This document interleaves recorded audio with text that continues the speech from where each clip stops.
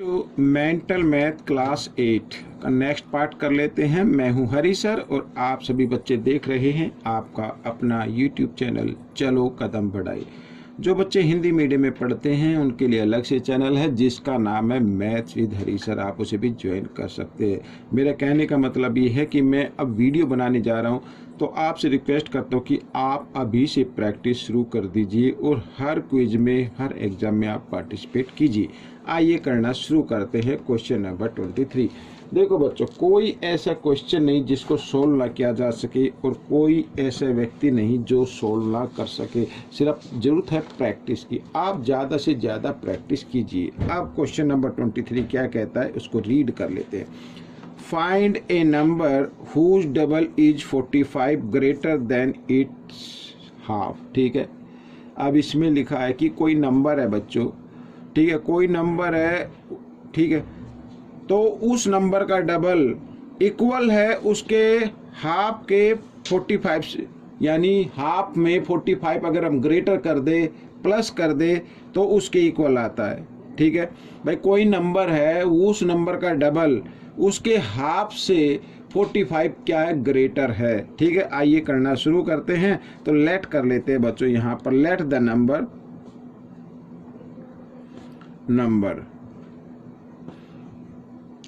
The number equal to x। ठीक है, ये x नंबर हो गया।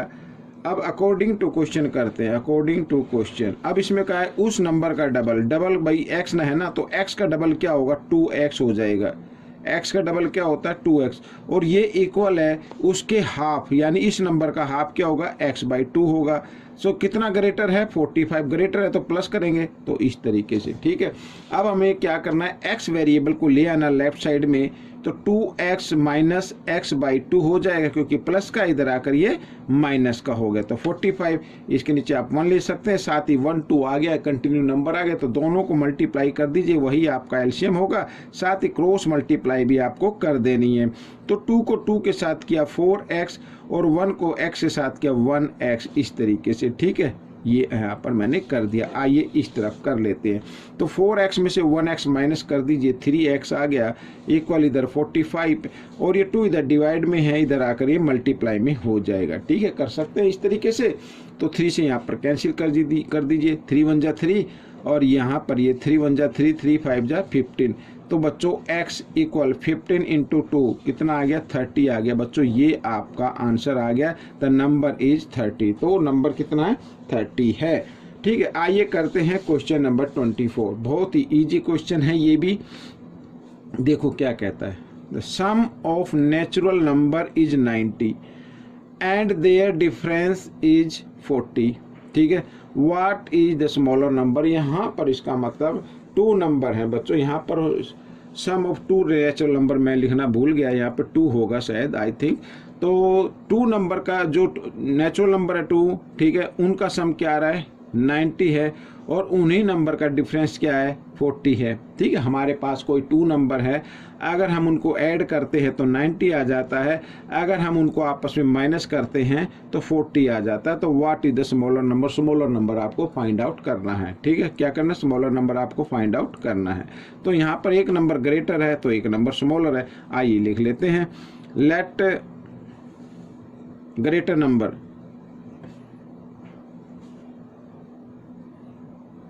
अब ऐसा नहीं है, ग्रेटर नंबर हमने x मान लिया और स्मॉलर नंबर हमने क्या मान लिया, y मान लिया बच्चों। ठीक है, अब ऐसा नहीं है कि इसमें दिया हुआ स्मॉलर नंबर और आपके क्विज में पूछा जाए ग्रेटर नंबर, तो आप ग्रेटर नंबर फाइंड आउट कर सकते हैं। ठीक है, अकॉर्डिंग टू क्वेश्चन। अब यहाँ पर देखो बच्चों, अकॉर्डिंग टू क्वेश्चन अब कहा है कि the sum of 2 natural number, तो वो नंबर क्या है, x और y है। अगर हम इनको प्लस कर दें, ये प्लस कर दिया यानी सम कर दिया, तो कितना आना चाहिए, 90 आना चाहिए।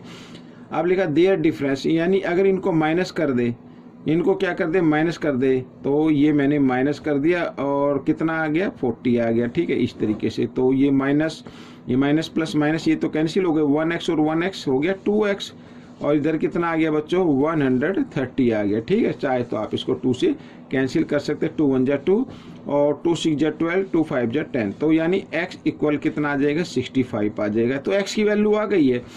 अब हमें इस वैल्यू को, x की वैल्यू को पुट कर देना इक्वेशन 1 में। ठीक है, आइए करते हैं।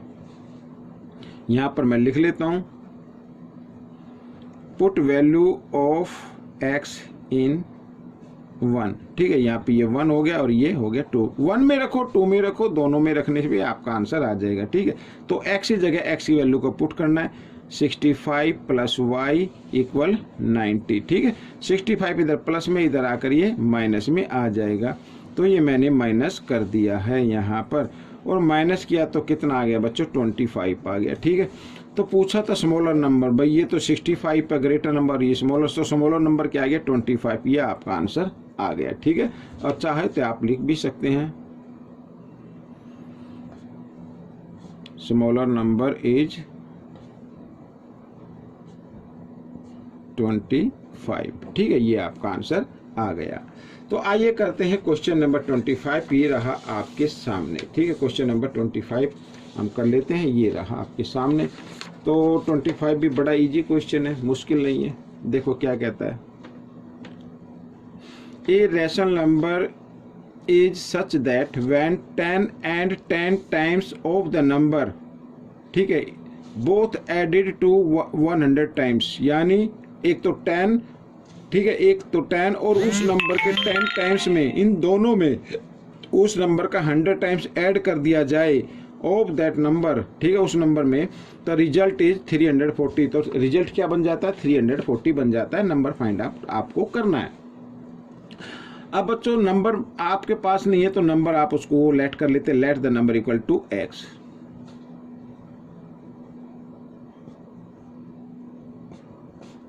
अब बच्चों क्या कहता है, देखो 10, यानी एक तो 10 है और उस नंबर का 10 टाइम्स, एक तो 10 नंबर है और दूसरे, और उस नंबर का जो नंबर, भाई ये नंबर तो गिवन है, और जो नंबर नहीं है, जो नंबर में फाइंड आउट करना है वो नंबर है x, और उस x का यानी इस नंबर का 10 टाइम्स, ये लिखा ना 10 टाइम्स।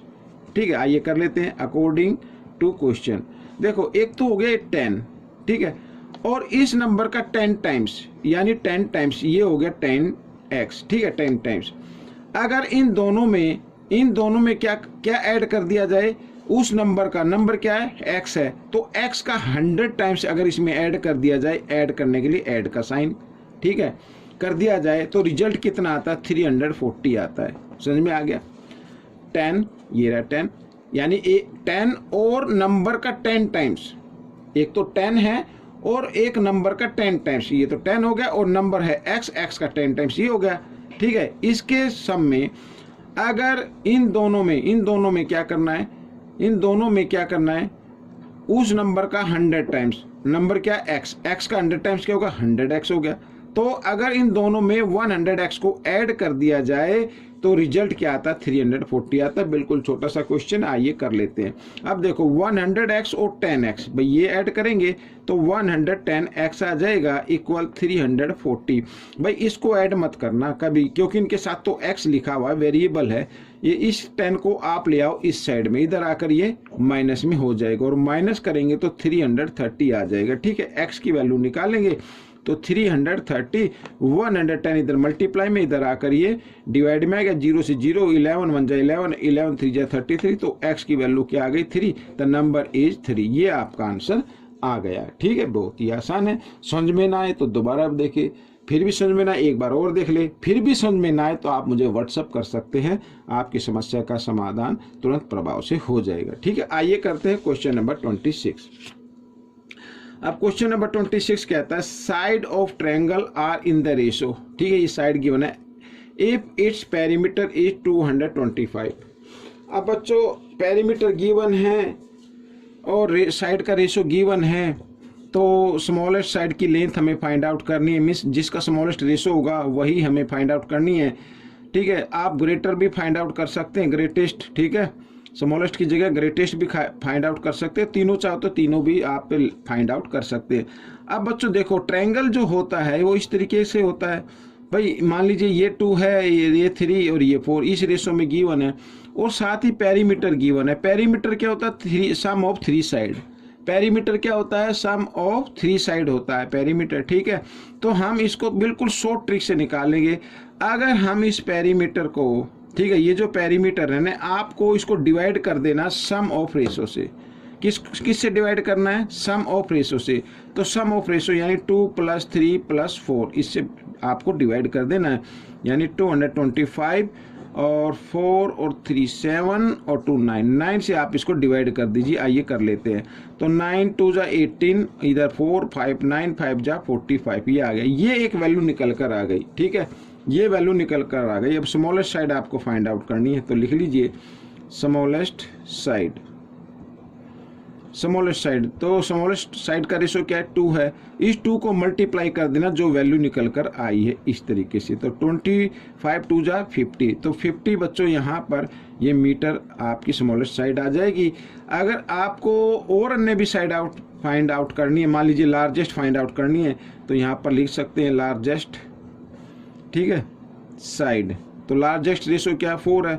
तो 4 को आप 25 से क्या कर दें? मल्टीप्लाई कर दें। जो वैल्यू निकल कर आई उसी वैल्यू से आपको क्या करना है?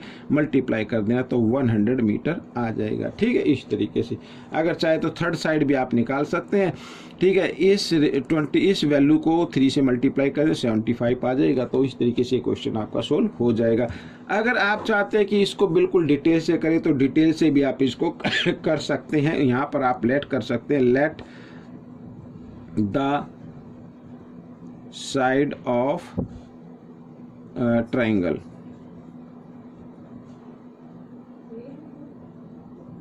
ठीक है, इसको 2x और 3x और 4x आप ले सकते हैं। ठीक है, अब अकॉर्डिंग टू क्वेश्चन यानी पेरीमीटर गिवन है ना, पेरीमीटर कैसे निकलता है? अगर हम 3 साइड को, ट्रायंगल में 3 साइड ही होती हैं, अगर इनको हम प्लस कर दे तो क्या आना चाहिए? पेरीमीटर आना चाहिए इस तरीके से। ठीक है, तो 3 और यहाँ पे क्या आ जाएगा? ऐड किया तो 9x आ जाएगा, और 225 और x की वैल्यू निकाले तो 225 को 9 से आप डिवाइड करेंगे। अब डिवाइड किया भाई हमने, तो कितना है? 25 आया था ना, तो यहाँ पर क्या आ गया? 25 आ गया। ठीक है, तो x की वैल्यू आ गई। अब फर्स्ट साइड कितने की? 2x की है। तो यहाँ पर मैं आपको दिखाता हूँ, यानी स्मॉलेस्ट साइड लिख लेते हैं, स्मॉलेस्ट साइड। ठीक है, स्मॉलेस्ट साइड की है 2x की। भाई जो रेशो किया है ना उसको हम x में रख लेते हैं। तो 2 × x की जगह x की वैल्यू को, तो 25 2 = 50 मीटर आ गया बच्चों। तो ये क्वेश्चन आपका सोल्व हो गया। ठीक है, तो इस तरीके से ये बच्चों वीडियो कंप्लीट हो गई है। आपको ये वीडियो कैसी लगी मुझे ज़रूर बताएं। इसमें से सीखकर दूसरे बच्चों को ज़रूर सिखाना। एक बात का और ज़रूर ध्यान रखना है कि आपको अभी से प्रैक्टिस शुरू कर देनी है। ठीक है, slow and study wins the race, remember forever. So मिलते हैं नेक्स्ट पार्ट में। Till then, thank you.